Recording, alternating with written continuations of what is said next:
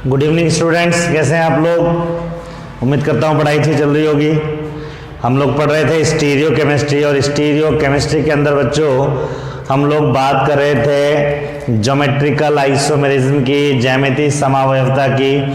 और इस ज्यामितीय समावयवता वाले टॉपिक में हम लोगों ने 4 केस के बारे में बात की थी, जिसमें पहला केस था एल्किन्स। एल्किन के अंदर सिस और ट्रांस देखा था। फिर देखा था हम लोगों ने एलिसाइक्लिक कंपाउंड में, एलिसाइक्लिक यौगिकों में, उसमें हम लोगों ने सिस और ट्रांस देखा था। उसके बाद ऑक्सिम्स में हम लोगों ने सिन और एंटी के बारे में बात की थी। सिन और एंटी के बारे में बात करने के बाद में फिर ई और जेड के बारे में बात की थी। उम्मीद करता हूँ यहाँ तक आपको क्लियर हो गया होगा। अगर नहीं हुआ है तो आप क्वेश्चन पूछते रहिए। ऑनलाइन और ऑफलाइन क्लासेस दोनों चल रही हैं। वो बच्चे जो कहते हैं सर रेगुलर क्लास अब ऑनलाइन, तो वो बच्चों ऑनलाइन का सिलेबस अब बिल्कुल कम बचा है, तो अब उसके अकॉर्डिंग ओकेजनली क्लासेस लग रही हैं। लेकिन ऑफलाइन क्लासेस आपके रेगुलर हैं, तो आप जब भी टाइम मिले आप टाइम निकाल के आ सकते हैं। बाकी और जो चीज़ें आपको क्वेश्चन पेपर वगैरह ये सब आपको मिलेंगे, ठीक है ना। और बीच में क्लासेस का गैप इसलिए रहा क्योंकि मैं वो स्टीरियो कुछ मटेरियल ढूंढ रहा था, लेकिन मैंने आपको बताया था मेहनत करने के बाद में नहीं मिला। खैर बहरहाल आप अपनी पढ़ाई करते रहिए। राजस्थान बोर्ड के एग्ज़ाम तक हम आपके साथ हैं, ठीक है बच्चों। आज हम लोग स्टीरियो केमिस्ट्री ज्यामितीय समावयवता जो पढ़ा था हम लोगों ने, ज्यामितीय समावयवता स्टीरियो केमिस्ट्री से हम लोगों को ज्यामितीय समावयवता के क्या इफेक्ट होते हैं वो बात करेंगे, ठीक है। तो यूँ कह सकते हैं कि कंपाउंड के जो गुण होते हैं, भौतिक गुण और रासायनिक गुण, उस पर क्या प्रभाव पड़ता है, ठीक है बच्चों। तो लिखेंगे इसके अंदर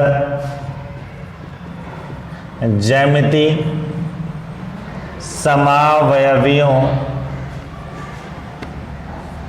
के गुणधर्म, प्रॉपर्टीज ऑफ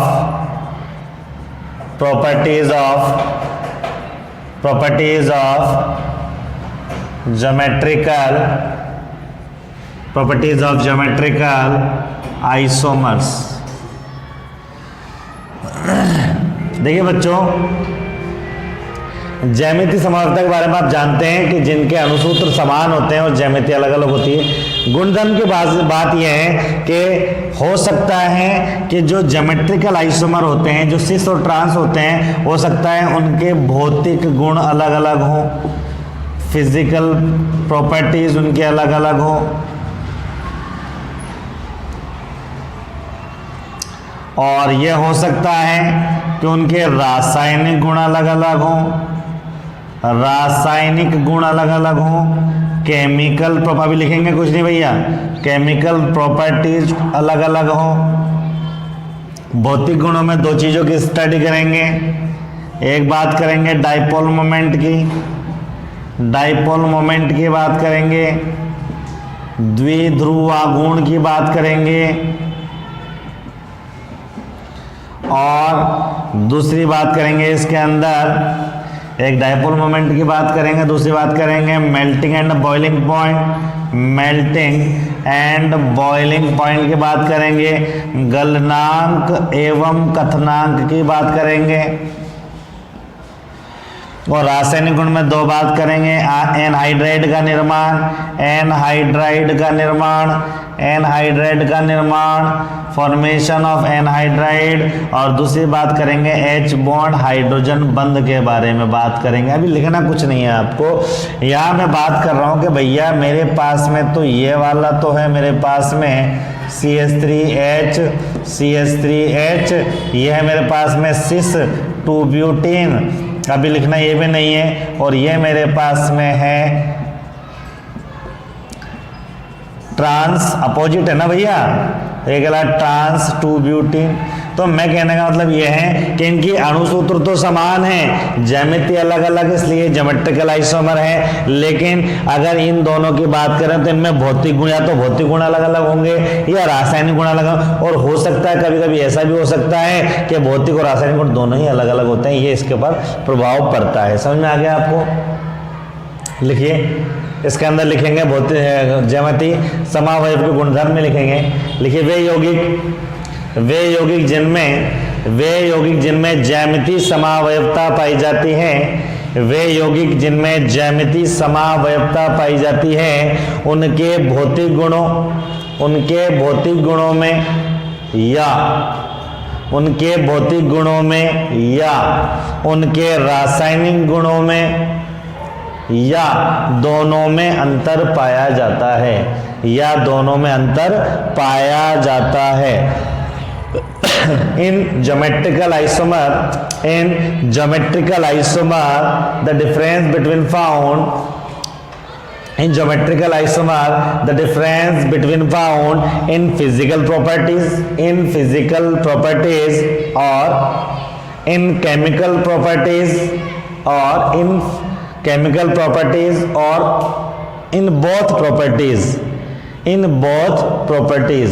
समझ में आ गया बच्चों? या तो भौतिक गुणों में अंतर पाया जाता है या रासायनिक गुणों में अंतर पाया जाता है, या दोनों में अंतर पाया जाता है। अब क्या अंतर है उसके बारे में बात करेंगे। तो पहले लिखेंगे भौतिक गुणों में अंतर। इसके अंदर फर्स्ट लिखेंगे हम लोग भौतिक गुणों में अंतर, भौतिक गुणों में अंतर, difference in physical properties, difference in physical properties, difference in physical properties, difference in physical properties, difference in physical properties की बात कर रहे हैं। और इसमें दो चीजों के बारे में बात करेंगे बच्चों। एक बात करेंगे हम लोग किसके बारे में, द्विध्रुवाघूर्ण के बारे में, द्विध्रुवाघूर्ण के बारे में बात करेंगे, डाइपोल मोमेंट के बारे में बात करेंगे, डाइपोल मोमेंट के बारे में बात करेंगे हम लोग। ठीक है, मैं अब आपको बताऊं बच्चों, मेरे पास में एक कंपाउंड है ये C डबल बॉन्ड C, ये हो गया आपका CH3, ये हो गया आपका CH3, ये हो गया आपका H और ये हो गया आपका H। ठीक है बच्चों, इसके बाद में अगर हम लोग बात करें यहाँ पर,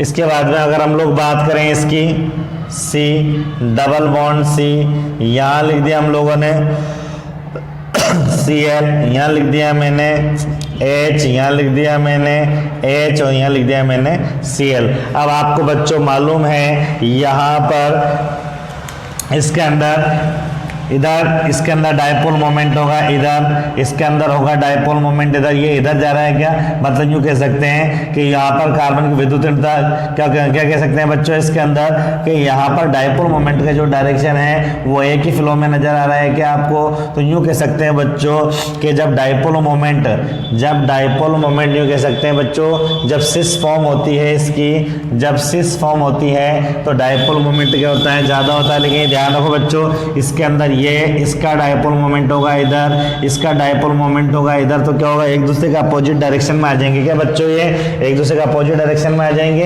और जब एक दूसरे के अपोजिट डायरेक्शन में आ जाएंगे तो क्या हो जाएगा बच्चों, तो ये इसके उसको क्या कर देगा, कैंसिल कर देगा। तो इसके अंदर डाइपोल मोमेंट जो होता है वो इज नॉट इक्वल 0 होगा, जबकि अंदर इसके अंदर डाइपोल मोमेंट क्या होगा बच्चों, 0 होगा। तो यूं कह सकते हैं कि वो यौगिक, वो कंपाउंड जिनके अंदर डाइपोल मोमेंट 0 होता है, तो यूं कह सकते हैं वो कहलाते हैं नॉन पोलर, और जिसके अंदर डाइपोल मोमेंट 0 नहीं होता है, नॉन 0 होता है, वो कहलाते हैं आपके पोलर। मतलब यूं कह सकते हैं ये कहलाते हैं अध्रुवीय और ये कहलाते हैं आपके ध्रुवीय। तो इसको सिंपल सी बात बच्चों हम लोग यूं कह सकते हैं कि जो सिस फॉर्म होती है, जो सिस रूप होता है, उसका डाइपोल मोमेंट हमेशा क्या होता है बच्चों, ज्यादा होता है एज कंपेयर टू ट्रांसफॉर्म। याद रहेगा आपको। तो यूं कह सकते हैं कि द्विध्रुवाघूर्ण की अगर हम लोग बात करें तो इसके अंदर ध्यान रखना है कि द्विध्रुवाघूर्ण सिस वाले का ज्यादा होता है ट्रांस वाले से, इसको हम लोग कह देंगे cis, same group in same direction cis, और इसको क्या कह देंगे हम लोग, ट्रांस। बात समझ में आ गई आपको। तो लिख लेंगे इसके अंदर, पहले ये लिख लो फिर इसके बारे में लिखाता हूं मैं। अगर हम लोग बच्चों दूसरे कंपाउंड की बात करें, एक कंपाउंड और के बारे में मैं डिस्कशन करना चाह रहा हूं बच्चों आपसे। यहां मैंने लिखा, यहां मैंने एक कंपाउंड लिख दिया,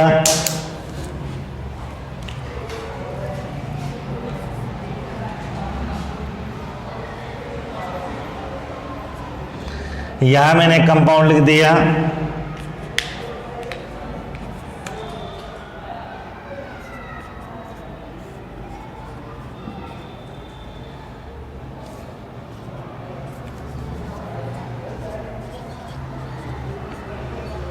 नाम बता सकते हैं बच्चों इसका?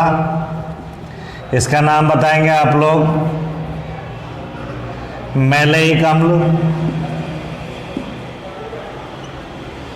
इसका क्या बताएंगे आप लोग? इसका क्या बताएंगे?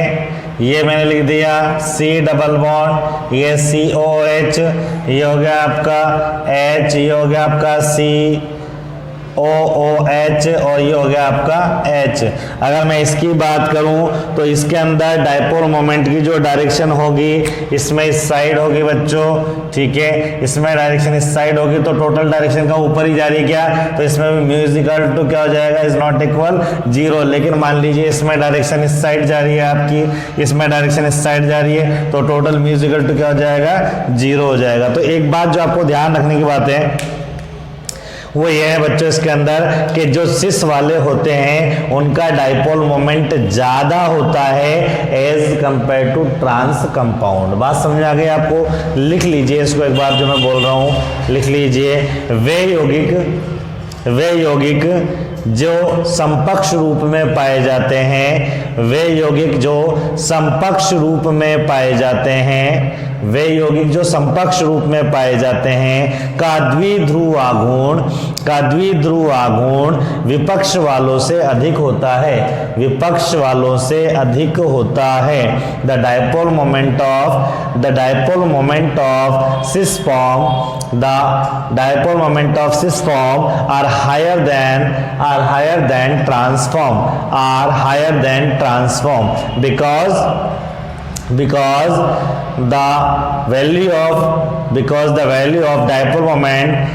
because the value of dipole moment cancel out in transform क्योंकि विपक्ष रूप में द्विध्रुव आघूर्ण का मान रद्द हो जाता है, बात समझ में आ गई बच्चों? इसमें एक केस और आता है, इसमें दो केस एक्चुअल में, इसको आप लोग केस फर्स्ट कह सकते हो, इसको ये दोनों जो एग्जाम्पल लिखे हैं वो केस फर्स्ट हो सकते हैं बच्चों। इसको मैं दोबारा लिख देता हूँ, एक बार आपको क्लियर हो जाएगा। मिटा रहा हूँ इसको, मैं छोटा छोटा लिख देता हूँ, थोड़ा सा क्लियर हो जाएगा ना।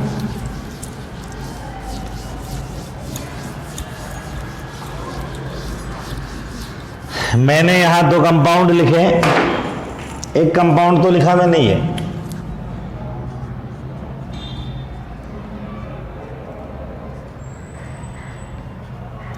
कौन सा फॉर्म है, सिस, और फिर लिखा मैंने ये केस फर्स्ट है आपका, द्विध्रुव आघूर्ण में केस फर्स्ट है।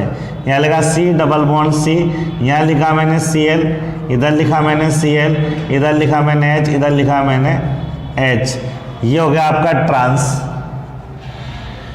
अब अगर मैंने आपको बताया कि भैया इसके अंदर डायपोल मोमेंट की जो डायरेक्शन है वो इधर है, इधर ये है, तो टोटल डायपोल मोमेंट ऊपर जा रहा है ना, ठीक है, तो म्यू इज नॉट इक्वल क्या हो जाएगा, 0 हो जाएगा। यहाँ इसकी बात करें, इसमें डायपोल मोमेंट किधर है भैया, इधर है, मतलब इसका डायपोल मोमेंट इधर जा रहा है, इसका इधर, इसकी विद्युतीयता ज़्यादा तो ये इधर है, ठीक है, मतलब इसका डायरेक्शन कितना हो जाएगा, इधर हो जाएगा, तो ये एक दूसरे को कैंसिल आउट कर देंगे तो म्यू इज इक्वल टू क्या हो जाएगा, 0 हो जाएगा। इसी तरीके से ये एग्जाम्पल नंबर फर्स्ट हो गया आपका। ये एग्जाम्पल नंबर फर्स्ट हो गया। एग्जाम्पल नंबर सेकंड की बात की मैंने, यहाँ पर मेरे पास में कंपाउंड है, ठीक है, ये हमारे पास में मेलोनिक एसिड है, ठीक है, इसके अंदर डायरेक्शन किधर होगी, इधर होगी, इसके अंदर डायरेक्शन किधर, टोटल इधर जा रहा है क्या, तो म्यू, तो टोटल इधर, देखो डायपोल मोमेंट को हमेशा कटे हुए तीर से शो करते हैं भैया, बताया था मैंने आपको। तो म्यू इज इक्वल टू क्या हो जाएगा हमारे पास में, जीरो इज नॉट इक्वल 0 हो जाएगा, सारा इधर ही जा रहा है। लेकिन अगर यहाँ पर मैं कंपाउंड ऐसे लिख दूं, यहाँ लिख दिया मैंने COOH, ठीक है, और यहाँ लिख दिया मैंने इधर लिख दिया मैंने COOH, इधर लिख दिया मैंने H, इधर लिख दिया मैंने COOH, इधर लिख दिया मैंने H। आपको पता है ये कौन सा है, ये मैलेइक एसिड है क्या, ये मैलेइक एसिड है। और ये क्या है आपका, ये सिस फॉर्म है क्या, और ये आपके क्या है, यहाँ पर इसकी डायरेक्शन इधर होगी, इसकी डायरेक्शन इधर होगी, तो ये डायरेक्शन इधर, ये डायरेक्शन इधर, एक दूसरे को कैंसिल हो जाएगा, तो म्यूजिकल टू क्या हो जाएगा, 0 हो जाएगा क्या।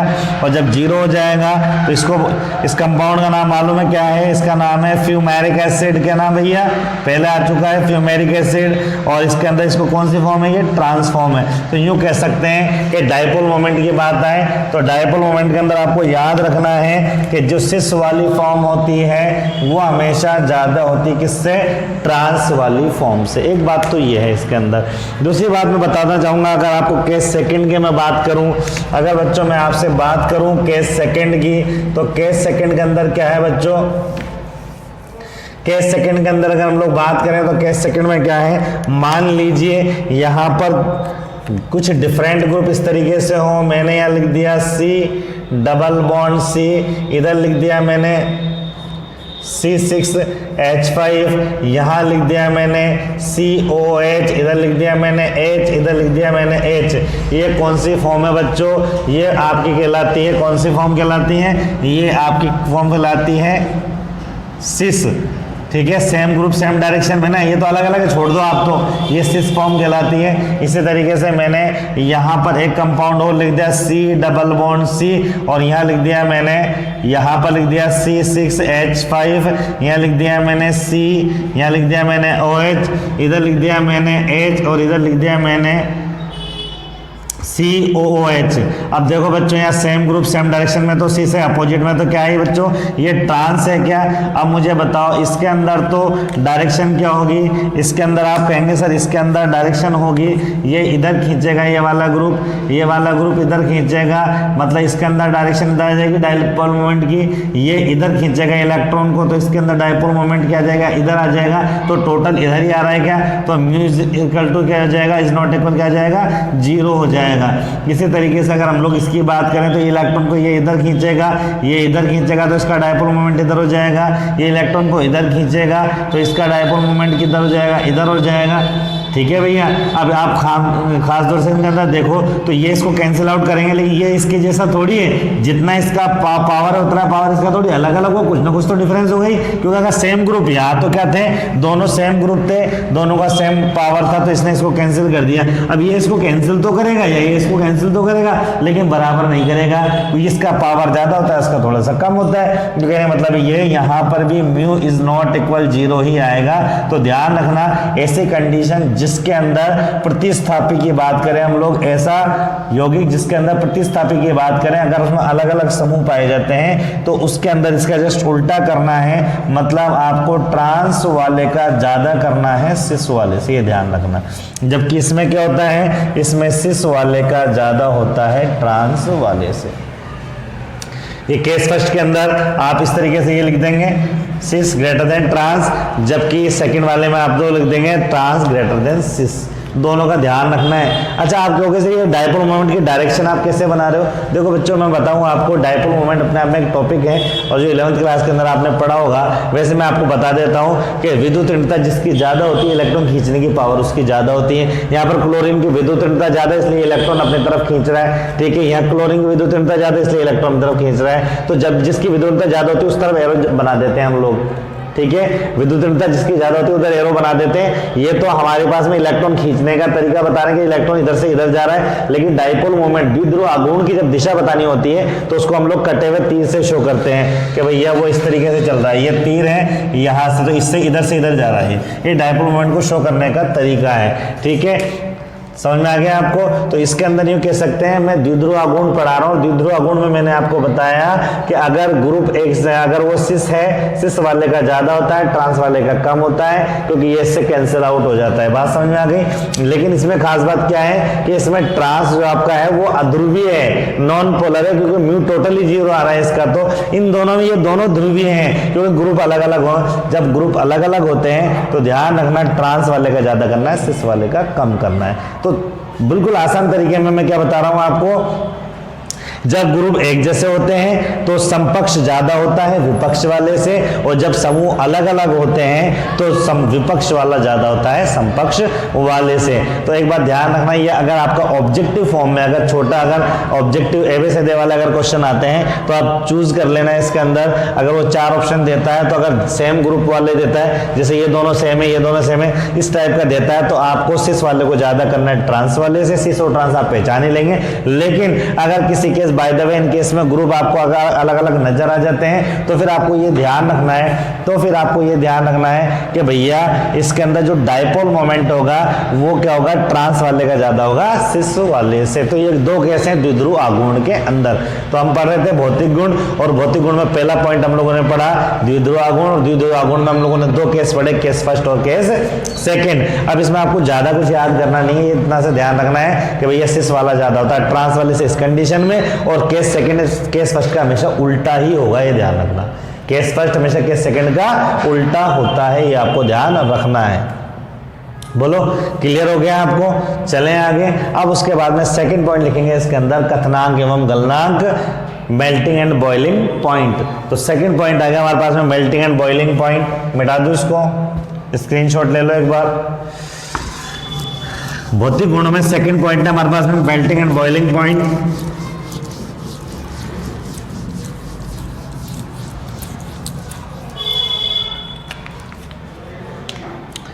सेकंड पॉइंट आ गया हमारे पास में, नंबर सेकंड आ गया मेल्टिंग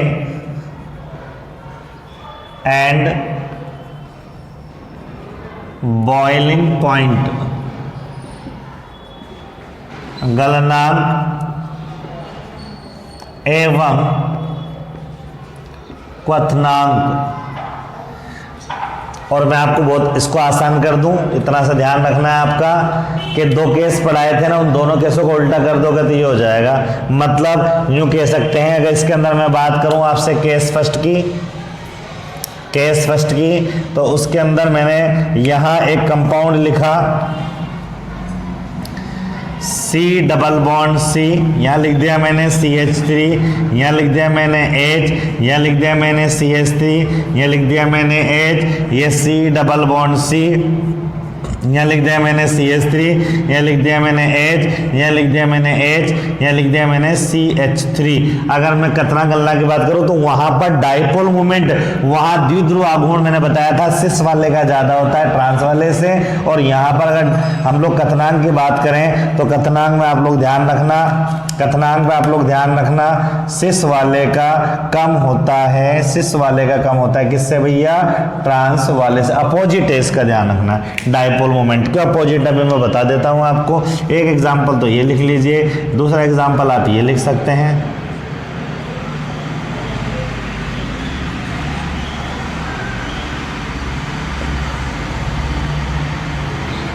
कौन सी फॉर्म है, सिस।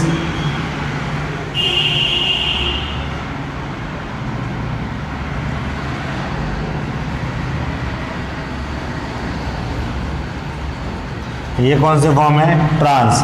तो अगर इनके अंदर हम लोग मेल्टिंग और बॉइलिंग पॉइंट की बात करें तो क्या होगा भैया, हमने कहा था कि यहाँ पर ट्रांस वाले का ज्यादा होगा सिस वाले से। द्विध्रुव आघूर्ण में तो क्या होता, ट्रांस वाले का 0 था, ठीक है। तो जब नॉन पोलर होंगे तो क्रिस्टल आसानी से बन जाता है, मॉलिक्यूल पास पास आ जाते हैं हमेशा, और पास पास मॉलिक्यूल आने की वजह से क्या हो जाता है, जब पार्टिकल पास पास जाएंगे तो सॉलिड फॉर्म में बन जाएगा, तो क्या हो जाएगा, कथनांक और गलनांक ज्यादा होता है। तो ध्यान रखना, इस कंडीशन के अंदर केस फर्स्ट के अंदर हम लोग बात करें तो इनका कथनांक, जो विपक्ष वाले होते हैं उनका कथनांक एवं गलनांक अधिक होता है एज कम्पेयर टू सिस वाले से।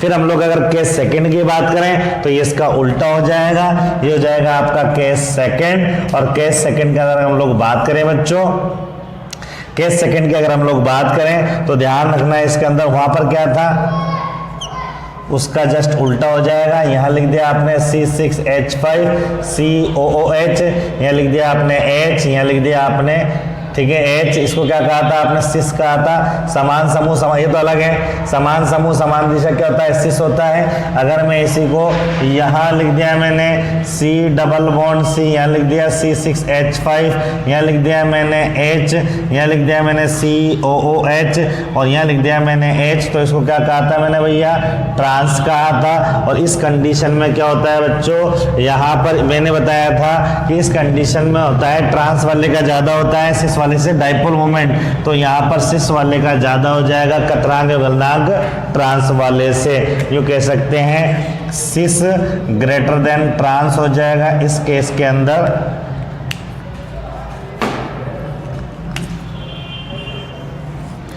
और इसके अंदर क्या हो जाएगा, ट्रांस वाला ज्यादा हो जाएगा किससे, सिस वाले से। याद करने का तरीका वही है कि डाइपोल मोमेंट याद करो और डाइपोल मोमेंट याद करके उसका अपोजिट कर दो। उसमें भी केवल एक डाइपोल मोमेंट याद करना है। सिमिलर वाले का डाइपोल मोमेंट मैं बताया मैंने सिस वाले का ज्यादा होता है, ता वो याद भी हो जाएगा। जब एक दूसरे का अपोजिट होगा तो कैंसिल हो जाएगा। भाई एक आदमी रस्सी उधर से खींच रहा है, इधर से खींच रहा है, पावर तो कैंसिल हो जाएगा, उसका पावर मेरे से कैंसिल हो जाएगा। तो ट्रांस वाले का डाइपोल मोमेंट 0 होता है, इसलिए कथनांक ज्यादा होता है। द्विध्रुव गुण कम, इसलिए कथनांक गलनांक ज्यादा, ठीक है। और केस सेकंड के अंदर यहां पर हम लोग बात करें तो सिस वाले का, वहां पर हम लोग बात किया था कि ट्रांस वाले का द्विध्रुव गुण ज्यादा होता है सिस वाले से, तो क्या होता है कथनांक गलनांक क्या होता है, सिस वाले का ज्यादा होगा ट्रांस वाले से। इसमें चाहो तो 2 एग्जाम्पल लिख सकते हैं। अब इसमें रामायण लिखने की जरूरत नहीं, एग्जाम में डायरेक्ट एग्जाम्पल पूछेगा, डायरेक्ट एग्जाम्पल में तो आपको लिखना है, कोई रीजन नहीं देना है इसके अंदर, समझ में आ गया ना। वो पूछेगा, मान लीजिए मैंने आपको यहाँ लिख दिया ये लिख दिया मैंने CH3, इधर लिख दिया मैंने Cl, इधर लिख दिया मैंने H और इधर लिख दिया मैंने H, तो इधर देखो ये कौन सा हो गया, ये ट्रांस हो गया क्या बच्चों। इसी तरीके से मैंने दूसरा लिख दिया यहाँ पर C डबल बॉन्ड C, यहाँ लिख दिया मैंने CH3, यहाँ लिख दिया मैंने H, यहाँ लिख दिया मैंने H और यहाँ लिख दिया मैंने Cl। बताओ समान समूह समान दिशा में, तो ये क्या हो गया, सिस हो गया, और ये क्या होगा ट्रांस, तो सिस वाले का ज्यादा होता है हमेशा ट्रांस वाले से। तो केस सेकेंड और केस फर्स्ट समझ में आ गया। तो आज के इस लेक्चर के अंदर हम लोगों ने क्या पढ़ा बच्चों, आज के इस लेक्चर में अब तक हम लोगों ने ये पढ़ा कि डाइपोल मोमेंट को डिस्कस कर रहे हैं हम लोग। और डाइपोल मोमेंट के अंदर मैंने आपको जो बात बताई वो ये बात बताई कि भैया ट्रांस वाले का 0 होता है, सिस वाले का ज्यादा होता है, और कथनांक गलनांक इसका उल्टा कर दिया। लेकिन जब ग्रुप अलग अलग जुड़े होंगे, जब ग्रुप यहाँ पर अलग अलग जुड़े होंगे तो ये 2 ही ग्रुप एक जैसे होंगे, उस कंडीशन में आपका वहां पर मैंने बताया था ट्रांस वाले का ज्यादा होता है सिस का, तो उसका उल्टा का सिस वाला ज्यादा होगा ट्रांस का। तो डाइपोल मोमेंट का उल्टा है कथनांक एवं गलनांक, इसी तरीके से केस सेकंड उल्टा है केस फर्स्ट का। बात समझ में आ गई क्या। इस तरीके से आपको याद करोगे तो ये आसानी से याद हो जाएगा। आपको एग्जाम में कुछ नहीं, ये ऑब्जेक्टिव क्वेश्चंस में आ सकता है, अल्फाबेट वाले में आ सकता है। समझ में आ गया आपको, क्लियर हो गया। अब लिखिए रासायनिक गुण, लिखिए रासायनिक गुण। रासायनिक गुण में मैंने आपको 2 प्रॉपर्टीज बताई बच्चों, रासायनिक गुण में 2 प्रॉपर्टीज बताई। इसमें पहली प्रॉपर्टीज का मैंने जिसका नाम बताया वो था एनहाइड्राइड का निर्माण। तो देखिए बच्चों, हेडिंग डालिए रासायनिक गुण, नंबर बी डालिए रासायनिक गुण, नंबर बी लिख लीजिए बच्चों रासायनिक गुण, बी लिख लीजिए रासायनिक गुण। और रासायनिक गुण मतलब केमिकल प्रॉपर्टीज, केमिकल प्रॉपर्टीज। और केमिकल प्रॉपर्टीज के अंदर अगर हम लोग बात करें बच्चों, अगर केमिकल प्रॉपर्टीज की बात करें तो इसमें 2 गुण बताए थे मैंने, एक तो एनहाइड्राइड का निर्माण और दूसरा बताया था मैंने आपको इसके अंदर हाइड्रोजन बंध। अब मैं यहाँ पर लिख रहा हूं, सबसे पहले हम लोगों ने लिखा यहाँ पर एनहाइड्राइड का निर्माण, ये फर्स्ट हो गया आपका फॉर्मेशन ऑफ एनहाइड्राइड। देखिए बच्चों हमारे पास में ये है,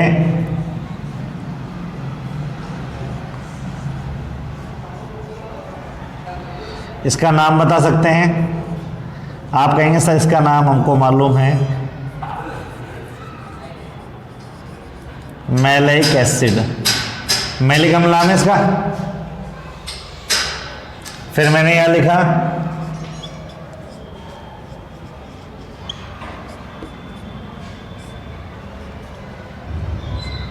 इसका क्या नाम है भैया, इसका नाम है फ्यूमेरिक एसिड, फ्यूमेलिक अम्ल। अब मुझे बताओ, अगर मैं इसको गर्म करता हूं, अगर मैं इसको गर्म करता हूं 140 डिग्री सेल्सियस पर, तो क्या होता है, मैंने आपको बताया था कि जब किसी अम्ल के इसमें से H2O निकाल दिया जाता है तो जो रिमेनिंग ग्रुप बचता है वो एनहाइड्रेट कहलाता है। यहाँ से मेरा H2O बाहर, माइनस H2O बाहर हो जाता है 140 पे गर्म करते हैं तो, और ये मेरे पास में बनता है भैया, ये मेरे पास में एनहाइड्रेट बन जाता है मैलिक, ये बन जाता है मेरे पास में मैलिक एनहाइड्राइड। ये H, ये H, ये आपका हो गया C डबल बॉन्ड O, ये हो गया आपका C डबल बॉन्ड O, और ये हो गया आपका O, ये कहलाता है आपका मैलिक एनहाइड्राइड। क्या बन गया भैया, ये मैलिक एनहाइड्राइड। ये दोनों C डबल बॉन्ड O है हमारे पास में, यहाँ से ये वाला ऑक्सीजन मैंने बीच में जोड़ दिया, ठीक है। तो मैलिक, लेकिन यहाँ पर अगर फ्यूमेरिक एसिड की बात करें तो C डबल एक दूसरे के विपरीत हैं, तो H2O निकालने में जोर आएगा। तो यही क्रिया करने के लिए आपको कितना गर्म करना पड़ता है, 270 डिग्री सेल्सियस गर्म करना पड़ता है। तो यूँ कह सकते हैं, अगर एनहाइड्राइड के निर्माण की बात करें तो मैलिक अम्ल से एनहाइड्राइड का निर्माण 140 डिग्री सेल्सियस पर ही हो जाता है, जबकि फ्यूमेरिक अम्ल का निर्माण 270 डिग्री सेल्सियस पर होता है, ठीक है। आप हिंदी मीडियम वाले इस रिएक्शन को लिख लो, इंग्लिश मीडियम वाले को मैं लिखा रहा हूँ, पहले वो लिख लो, उसके बाद में फिर ये लिख लेना आप लोग। इंग्लिश मीडियम वाले लिखिए, the formation of maleic anhydride, the formation of maleic anhydride from maleic acid takes place at 140 degree celsius temperature, takes place at 140 degree Celsius temperature. But in case of fumaric acid, it takes 270 degree Celsius temperature. It takes 270 degree Celsius temperature. तो maleic anhydride अगर हम लोग बनाते हैं तो ये 140 में बन जाता है, H2O निकल जाता है, जबकि ये 270 के अंदर ही काम होता है। तो एक गुण होगा, लिख लीजिए आप लोग। इंग्लिश में वाले लिखेंगे, मैलिक अम्ल से मैलिक एनहाइड्राइड का निर्माण, मैलिक अम्ल से मैलिक एनहाइड्राइड का निर्माण 140 डिग्री सेल्सियस पर होता है, 140 डिग्री सेल्सियस पर होता है, जबकि फ्यूमेरिक अम्ल से यह 270 डिग्री सेल्सियस पर होता है, जबकि फ्यूमेरिक अम्ल से यह 270 डिग्री सेल्सियस पर होता है। लिख लिया। दूसरा लिखेंगे हाइड्रोजन बंध का निर्माण। सेकेंड लिखेंगे फॉर्मेशन ऑफ हाइड्रोजन बॉन्ड। इसको मैं स्क्रीनशॉट ले लीजिए, फिर मिटाऊंगा मैं इसको। लिया, चलिए। इसके बाद में हम लोग बात कर रहे हैं हाइड्रोजन बंध के बारे में। सेकेंड है फॉर्मेशन ऑफ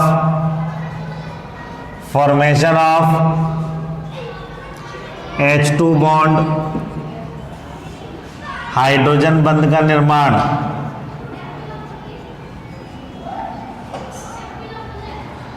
देखिए बच्चों, अगर मैलिक और फ्यूमेरिक अम्ल की बात करें, हम लोग मैलिक अम्ल और फ्यूमेरिक एसिड की ही बात करें, तो हाइड्रोजन बंध का जो निर्माण हमारे पास में होता है वो किस तरीके से होता है बच्चों। देखिए यहाँ पर यूँ कह सकते हैं, अगर हम लोग हाइड्रोजन बंध के निर्माण की बात करें तो हमारे पास में ये हो गया, हमारे पास में क्या हो गया भैया, ये हमारे पास में हो गया मैलिक एसिड। और मैलिक एसिड की अगर हम लोग बात करें तो यहाँ पर हाइड्रोजन बंध का जो निर्माण होता है, आपको नजर आ रहा होगा, ये यहाँ पर होता है अंत्याणुक हाइड्रोजन बंध का निर्माण होता है, ये हाइड्रोजन बंध बनता है। तो ये कौन सा है, ये मैलिक एसिड है ना भैया, ये मैलिक एसिड है। ये कौन सी फॉर्म है, सिस फॉर्म है। और cis form malic acid, cis form में कौन सा हाइड्रोजन बॉन्ड बन रहा है, ये बन रहा है आपका इंट्रामोलिक्यूलर इंट्रामोलिकुलर हाइड्रोजन बॉन्ड। कौन सा बनता है भैया?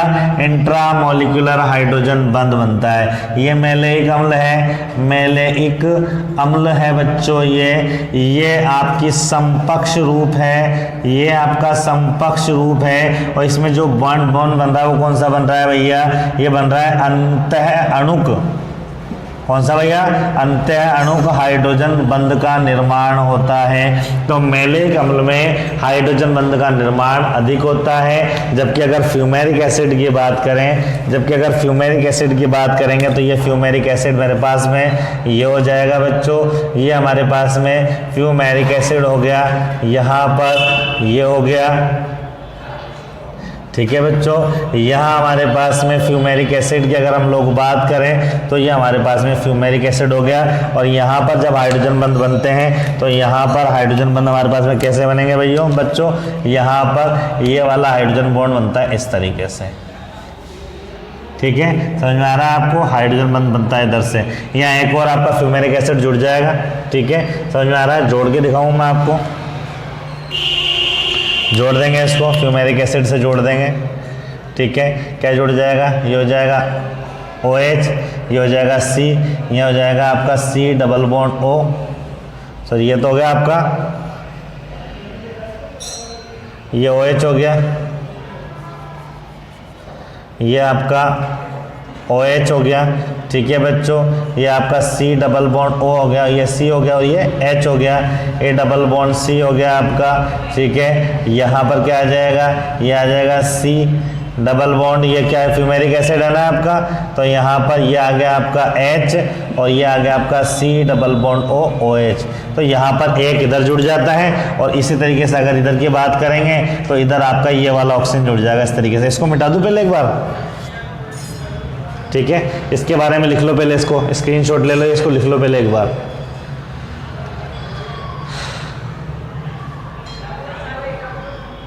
लिख लिया? इसमें कौन सा बनता है? तो ध्यान रखना, मैलेइक अम्ल के अंदर जो इसकी समपक्ष रूप है, क्योंकि समान समूह समान दिशा में समपक्ष है, इसलिए इसमें अंतः अणु इंट्रामोलिकुलर हाइड्रोजन बॉन्ड बनता है। अगर हम लोग बात करें किसकी? फ्यूमेरिक एसिड की। फ्यूमेरिक एसिड की बात करें तो फ्यूमेरिक एसिड क्या होता है भाई? दोनों अलग अलग डायरेक्शन में होंगे। तो फ्यूमेरिक एसिड की बात करें तो यहाँ हमारे पास में क्या है भैया? फ्यूमेरिक एसिड की बात करेंगे तो हमारे पास में ये आ गया H और ये हमारे पास में आ गया बच्चों, ये तो आ जाएगा हमारे पास में, क्या आ जाएगा? H आ जाएगा। और यहाँ इसकी बात मैं कर रहा हूँ तो ये आ गया OH और ये आ गया डबल बॉन्ड O। ठीक है, अगर फिर इसकी बात करें दूसरे वाले के अंदर बात करें तो यहाँ पर मेरे पास में आ गया C डबल बॉन्ड O, ये हो गया OH और ये हो गया आपका H। ये कौन सा एसिड है भैया? ये फ्यूमेरिक एसिड है क्या? ये फ्यूमेरिक एसिड की स्ट्रक्चर बना दी, क्योंकि COOH विपरीत दिशा में हो गया। तो ये क्या कहलाएगी आपकी? ट्रांसफॉर्म कहलाएगी कि नहीं कहलाएगी? अब ट्रांसफॉर्म कहलाएगी। तो इसमें अगर हाइड्रोजन बंध बनाना है तो इसमें ये दो मॉलिक्यूल के बंध बनता है। आपने छोटी क्लासों में पढ़ा होगा कि भैया वो हाइड्रोजन बंध जो एक ही यौगिक के दो परमाणुओं के बीच बनता है, क्या कहलाता है आपका? अंतः अणु कहलाता है। जबकि दो अलग अलग परमाणु के बीच में बनता है, दो परमाणु के बीच बनता है, कहलाता है आपका अंतराणुक हाइड्रोजन बंध कहलाता है। अब हाइड्रोजन बंध क्या होता है वो जानते ही हैं आप लोग? नहीं जानते हैं तो अगले लेक्चर में मैं आपको एक बार क्लियर करूंगा इसको। जब आपका इसको रिवाइव कराऊंगा तब मैं आपको इंशाल्लाह ये बताऊंगा कि किस तरीके से हाइड्रोजन बंध का निर्माण होता है।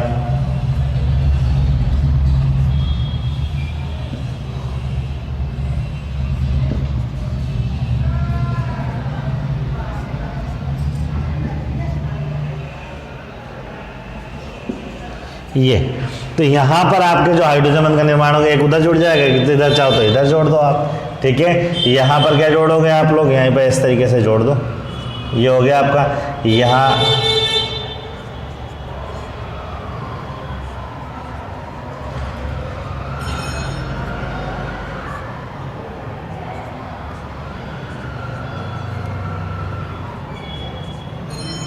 ये तो ये क्या है आपका? फ्यूमेरिक एसिड के मैंने 3 मॉलिक्यूल से बताया कि देखो जब दो के बीच में वहां क्या बन रहा था, वहां एक के बीच में बन रहा था। यहाँ देखो एक के बीच में बन रहा था आपका, ये वाला जो बन रहा था वो किसके बीच बन रहा था? एक के बीच बन रहा था। यहाँ लिख दिया मैंने इस तरीके से, ठीक है, यहाँ मैंने लिख दिया एक, ये दोनों COOH एक साइड ही तो बनेंगे भैया हमारे पास में, ये दोनों एक साइड ही बनेंगे, ये ऑक्सीजन हो गया और ये हो गया आपका OH। तो यहाँ पर ये वाला जो बना है ये है आपका इंटरमोलिक्यूलर, ये वाला जो बना है ये इंट्रामोलिक्यूलर है, इसको बोलते हैं अंतः अणुक, क्या बोलते हैं इसको, अंत्य अणुक। जब एक ही यौगिक के दो परमाणु के बीच में हाइड्रोजन बंध बनता है तो इसको अंत्य अणुक बोलते हैं। अगर मैं अंतराणुक की बात करूं तो ये अगर हमारा ट्रांस है, ये हमारे पास में क्या है, फ्यूमेरिक एसिड है। ये क्या है भैया, ये फ्यूमेरिक एसिड है, फ्यूमेरिक अम्ल है। कौन सी फॉर्म है ये ट्रांस फॉर्म है, क्योंकि समान समूह विपरीत दिशा में है। इसमें क्या खास बात है, इसमें कौन सा बनता है, इसमें बनता है आपका